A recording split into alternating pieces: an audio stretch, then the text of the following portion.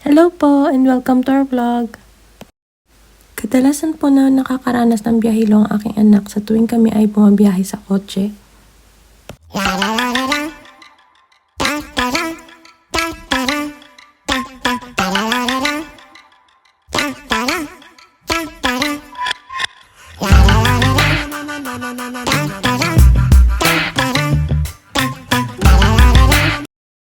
Bag number 1.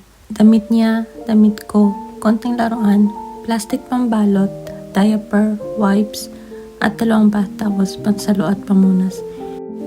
Ito yung bag na katabi ko sa kotse.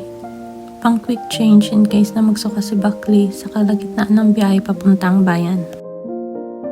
Bag number 2. The backpack. Diaper, wipes, carrier in case nantukin siya, eco bag, sakali may bibilhin dahil may bayad ang mga plastic bags, charger, plus water bottle at light snacks, kasama na rin yung phone at saka yung wallet. Ito po ang dala ko kapag gagala kami sa mall, sa indoor playground or pupunta sa grocery. Bag number 3, the extra bag. Damit niya, damit ko, diaper, bath towel. Ito yung pauwi na bag in case mahilo at masaka siya ulit pauwi.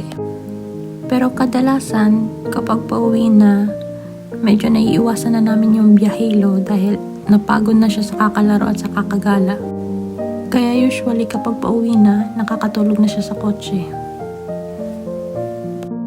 That's all for today po. Maraming salamat po sa panonood.